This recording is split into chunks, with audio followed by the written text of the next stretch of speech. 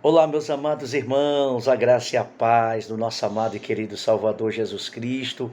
Uma boa tarde a todos. Estamos aqui para mais uma devocional. Hoje à tarde. Hoje foi o dia que o Senhor Deus fez, por isso nós estamos felizes, nós estamos alegres, pois o Senhor é a nossa força, tá bom? Hoje nós estamos na nossa devocional de número 12, né?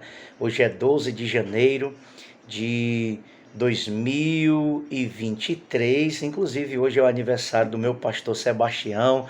Já fiz as minhas felicitações para ele, para a família, né? Mas especialmente para ele. Que Deus o abençoe e lhe fortaleça, meu pastor Sebastião. Então, nessa devocional de hoje, né, nós estamos aqui no nosso compromisso de 365 dias com Deus, devocionais diárias para te ajudar a caminhar com o Senhor Deus. Devocionais essas que eu também faço todos os dias, procuro fazer para fortalecer a minha fé, minha comunhão com Deus. Eu quero então usar esse meio, né, de comunicação para também levar até você uma palavra de encorajamento, de fortalecimento, de exortação, de consolação, de repreensão, enfim, todos os benefícios que a Escritura, que a palavra de Deus traz para nós, servos do Senhor. Então hoje nós vamos falar sobre Deus nos formou. Você sabia que você foi criado por Deus? Você sabia que antes mesmo de você nascer, Deus já tinha um plano, um propósito no seu nascimento, e que foi Ele que nos formou no ventre da nossa mãe e nos escolheu para um propósito? Nós não cremos na teoria da evolução, do caos, do nada, ou melhor dizendo, da evolução das espécies, né? Não, nós cremos num design inteligente, num Deus que nos formou, segundo a Escritura, do pó da terra. Mas existem alguns propósitos pela qual nós fomos formados por Deus. Então Deus nos formou. Essa é a reflexão da nossa devocional de hoje. Vamos fazer a leitura então do Salmo de número 119, o versículo e os versos 73 a 75. Nos diz assim então a palavra de Deus. Amém? Em tuas mãos me fizeram e me afeiçoaram. Ensina-me para que aprenda os teus mandamentos. Alegram-se os que te temem quando me viram, porque na tua palavra tenho esperado. Bem sei, ó Senhor, que os teus juízos são justos e que com fidelidade me afligiste. Bem sei, ó Senhor, que os teus juízos são justos e que com fidelidade me afligiste. Até aí a palavra de Deus. Então nós temos aqui meditado nos salmos de Davi, outros salmos também, não foi só Davi que escreveu os salmos, também Moisés, os filhos de Asaf, mas especificamente o salmo de número 119, que nos fala sobre os benefícios da palavra de Deus. E mais uma vez o salmista está dizendo que Deus o criou, que Deus o formou, e Deus o formou com um propósito. Para quê? Para que nós andássemos nos seus mandamentos, para que nós vivêssemos uma vida de obediência, para que nós vivêssemos uma vida para a glória de Deus. Então, assim como a confissão de Westminster diz, qual é o fim do homem? Qual é o propósito do homem? Aí a resposta é, nós nascemos, nós vivemos para a glória de Deus, para viver os propósitos de Deus. Então, nessa devocional de hoje, nós queremos começar com essa declaração que coloca por terra o evolucionismo e o naturalismo. E eles ficam boquiabertos, de cabelo em pé, diante da narrativa da criação, porque eles não creem que Deus, o Eterno, aquele que autoexistia antes de todas as coisas, foi da vontade dele criar todas as coisas. E nós somos feituras das suas mãos. Ele nos criou do pó da terra, essa estrutura física. Cada osso, cada órgão, cada membro do nosso corpo foi foi detalhadamente criado por Deus. Ele nos conhece, ele conhece a nossa estrutura mais do que qualquer médico, mais do que qualquer especialista, porque foi ele que formou, ele sabe, ele conhece. E depois ele sopra o fôlego de vida e nós passamos a ser um corpo, uma alma vivente num corpo. Então nós temos o corpo e nós temos a alma, que às vezes a Bíblia chama de espírito, de coração. Então eu creio na dicotomia, né, que o homem é corpo e alma, espírito. Essa mesma alma no grego, no hebraico, sempre é alma e espírito, é a mesma coisa. Então Deus nos formou. E isso coloca por terra a teoria da evolução, do naturalismo, de que nós fomos uma espécie que evoluiu de um macaco, de um ancestral, de um animal. Isso é balela. Isso é teorias, meus irmãos, de pessoas que não creem em Deus, que não acreditam no soberano Deus.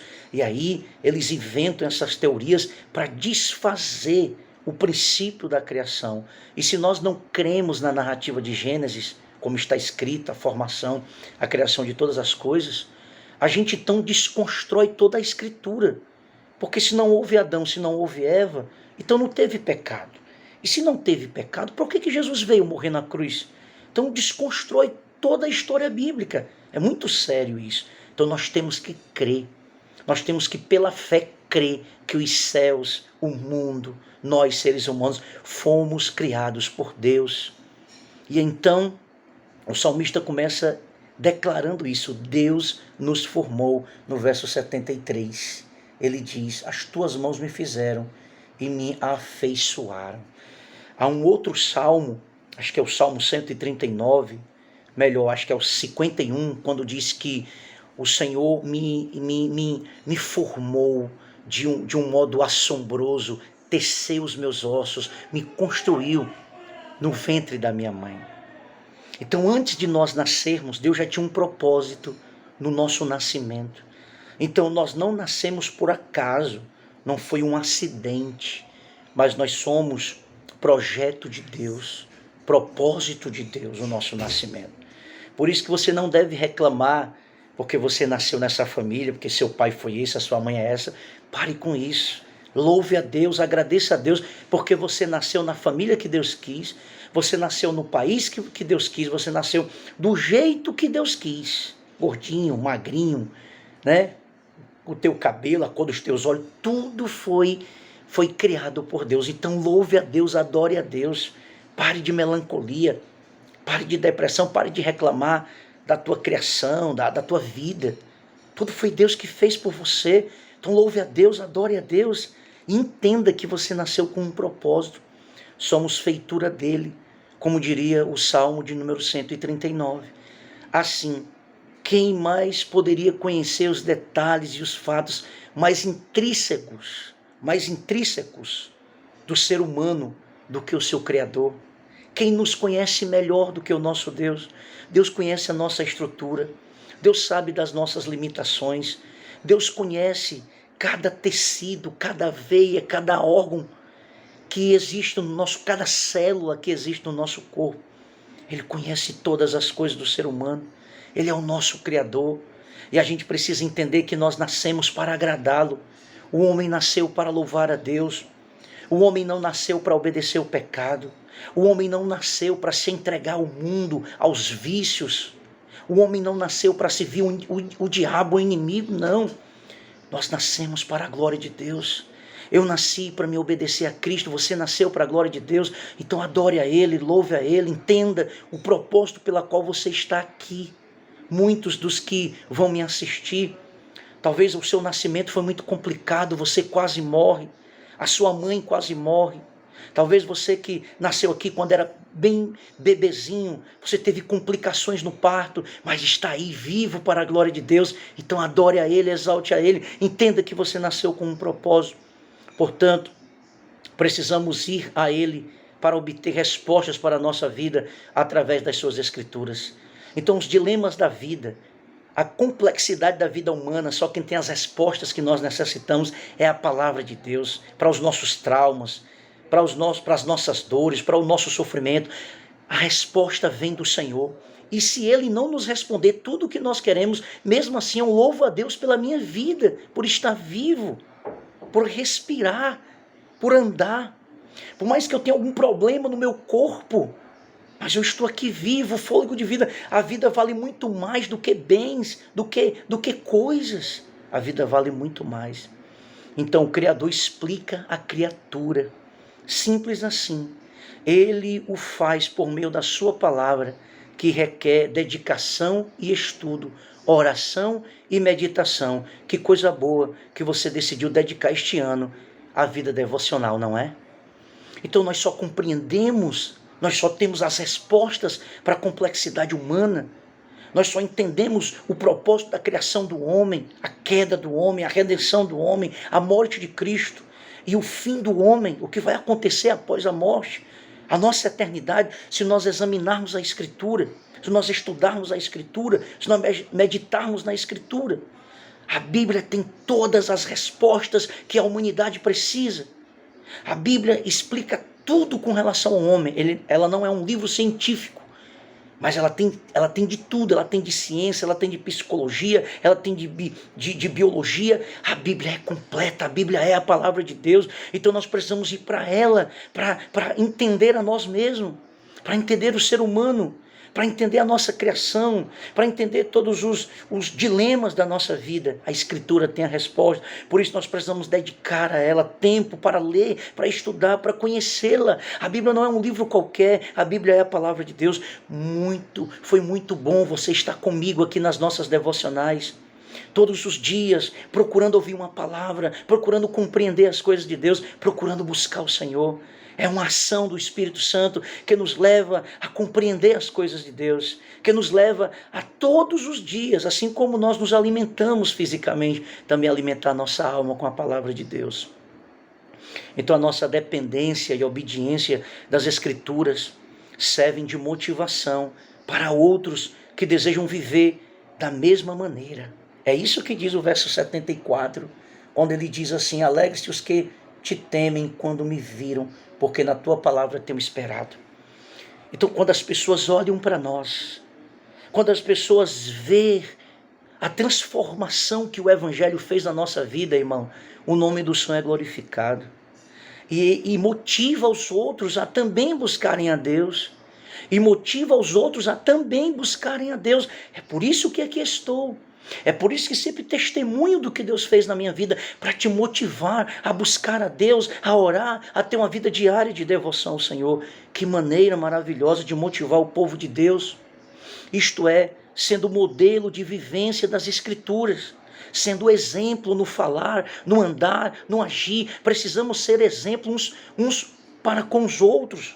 Eu sei, é óbvio que o nosso maior exemplo é Cristo, mas nós também devemos viver a imitação de Cristo, sermos imitadores de Cristo, para que os outros vejam Cristo em nós, para que nos conformemos à imagem de Jesus Cristo no nosso viver, na nossa vida. Claro que Cristo é o nosso exemplo e modelo absolutos, mas somos incentivados a nos espelhar uns nos outros, como diz 1 Coríntios 4,16 e 11,1, quando Paulo diz: sede meus imitadores como eu sou de Cristo. E aí nós nos motivamos mutuamente, nós nos fortalecemos mutuamente.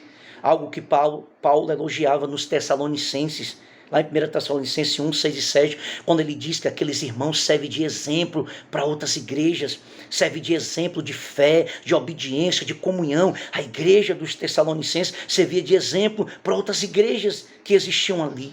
Nós também temos que ter essa consciência que muitas pessoas olham para nós, muitas pessoas se espelham em nós, e nós devemos então dar exemplo, caminhar com Cristo com sinceridade, para que as pessoas olhem para nós e sejam incentivadas a ter uma vida piedosa, a ter uma vida para a glória de Deus, a partir do nosso exemplo, porque o nosso exemplo também é o exemplo de Cristo, porque seguimos os passos de Cristo.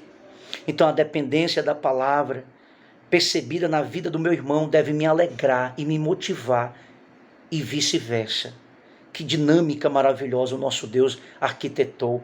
Então, primeiro nós nascemos para a glória de Deus, nós nascemos para o Criador, para viver em obediência a Ele, nós nascemos para sermos exemplos uns para com os outros, de piedade, de obediência, de motivação, de conselhos bíblicos.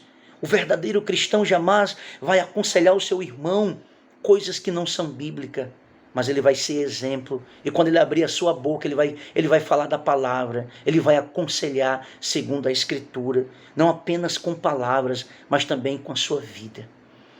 Com relação aos pais, nós somos exemplos para os nossos filhos. O Agostinho tem uma frase dele que ele diz: nós pais devemos 3 coisas aos nossos filhos: exemplo, exemplo e exemplo. Então, é por isso que Deus nos disciplina, porque Ele tem autoridade sobre nós. Ele nos formou, Ele nos criou, Ele nos deu fôlego de vida. E é por isso que Ele tem autoridade de nos castigar como Pai. É bem verdade que o Senhor, através do seu precioso sangue, Ele chama, Ele adota alguns para serem seu irmão e serem filhos do Pai. E herdeiros, co-herdeiros dessa herança espiritual maravilhosa. É por isso que nós não podemos ficar sem disciplina, sem correção. Porque se somos filhos, precisamos ter um pai que nos corrija, que nos repreenda quando nós erramos. Mas ser disciplinado é também parte da experiência do salmista ao andar com Deus. É isso que ele continua falando no verso 75. Bem sei, ó Senhor, que os teus juízos são justos e que com fidelidade me afligiste. Deus é justo. Os seus mandamentos é santo. Deus não vai compactuar com o pecado na vida de ninguém, de nenhum dos seus filhos, das suas criaturas. É por isso que Deus, o Senhor Jesus, haverá um juízo final sobre o ser humano, aqueles que rejeitaram a palavra. Eles sofrerão a justa ira do Cordeiro de Deus. Serão condenados eternamente. E porventura há alguma injustiça em Deus nisso? Claro que não. Porque o pecado merece punição, o pecador merece punição. Mas em Cristo veio para levar sobre si os nossos pecados, para gerar em nós perdão, arrependimento, para que nós não vivamos mais como velho homem, mas como nova criatura para a glória de Deus. Então a disciplina faz parte dessa experiência que o salmista está relatando aqui, na qual ele reconhece a justiça de Deus em castigá-lo. Deus é santo, Deus é justo, e Ele nos pune, porque Ele não quer que nós sejamos condenados com o mundo. Entenda isso. Todas as vezes que você estiver sendo disciplinado por Deus, coloque isso no seu coração. Nisso também há uma troca de exemplo entre os filhos de Deus. As quedas e restaurações nossas e de outros devem ser testemunho de como não compensa a desobediência e de como nosso Deus nunca nos disciplina por sadismo ou outro motivo torpe. Seu objetivo é sempre nos educar na prática da justiça e nos fazer mais semelhantes ao seu Filho Jesus, como diz em Hebreus 12, do 4 ao 13. Então, nós também temos os exemplos ruins, maus exemplos que nós devemos observar, não para imitá-los, mas para nós aprendermos com o exemplo dos outros. Existem algumas formas de nós aprendermos as coisas na vida, com os nossos próprios erros e vendo os erros dos outros, para a gente não cair no mesmo caminho. Infelizmente, muitas vezes nós aprendemos apenas com os nossos próprios erros, mas quando nós olhamos as quedas, as restaurações dos nossos irmãos, precisamos então olhar e ver o exemplo.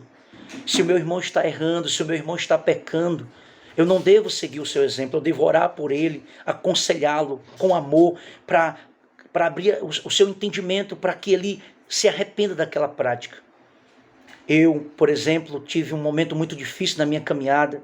Não é um exemplo para um pastor que caiu no adultério, mas também eu tenho um exemplo de restauração, de alguém que voltou para sua família, de alguém que se humilhou, que pediu perdão à sua esposa, e hoje nós somos felizes e restaurados para a glória de Deus. Então eu tenho um exemplo ruim, que não deve ser seguido, mas eu tenho um exemplo bom de alguém que foi restaurado, de alguém que se arrependeu, e hoje eu prego veementemente, sempre preguei, mas continuo pregando contra o divórcio, contra a traição, contra o adultério, porque agora, além da palavra de Deus, eu tenho a minha experiência, mas a minha experiência não sobrepõe a palavra. Mesmo se eu não tivesse a experiência de ter caído, eu continuaria pregando os princípios da palavra de Deus.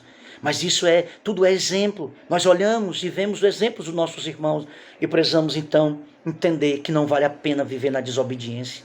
Não vale a pena nós teimarmos com Deus. Não vale a pena, meus irmãos, nós brincarmos e flertar com o pecado como Sansão e perder a nossa comunhão com Deus, né? Deitado, debruçado sobre as pernas da Dalila, que quer dizer delicada, sedutora. Não, precisamos olhar e entender que Deus nos criou para a sua glória e precisamos viver em obediência. E quando nós olharmos o nosso irmão cair, olhemos para nós mesmos, para que jamais sigamos o exemplo de pessoas que estão em desobediência, mas sigamos o exemplo de Cristo, sigamos o exemplo dos homens de Deus do passado. É só ler as suas biografias e nós veremos homens piedosos, homens obedientes, homens que foram capazes de entregar suas próprias vidas para obedecer ao Senhor.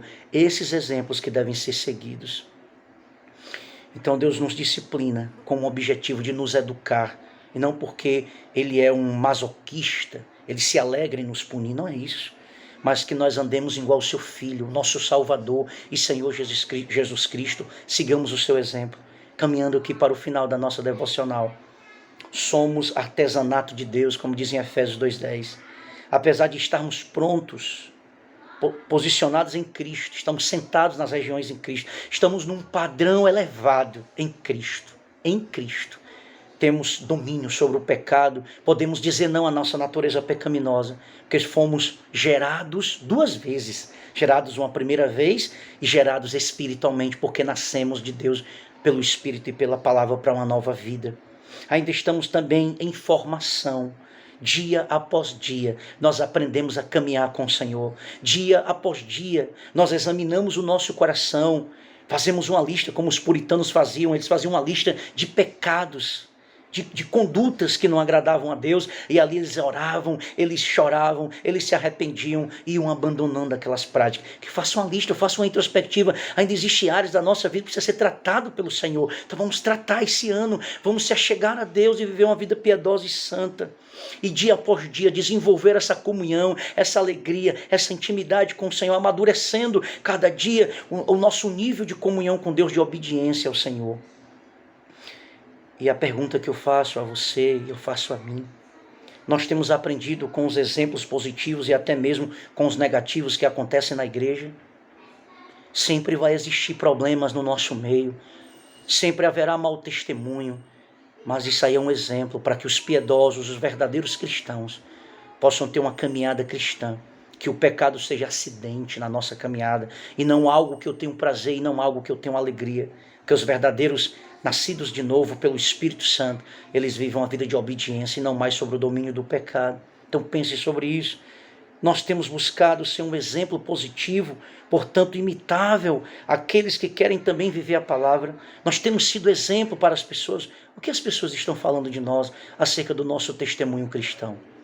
Então que essa palavra esteja sobre a tua mente, sobre o teu coração.